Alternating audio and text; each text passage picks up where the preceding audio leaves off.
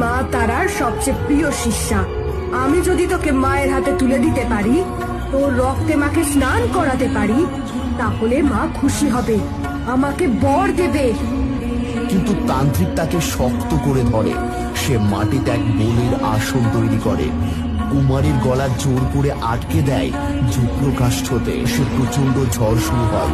মা তারার মূর্তি থেকে আলো বেরিয়ে আসে এবং সামনে স্বয়ং মা তারা আবির্ভূত হন। পাপী, তুই আমার নামে আমারই সন্তানের রক্ত চাইলি।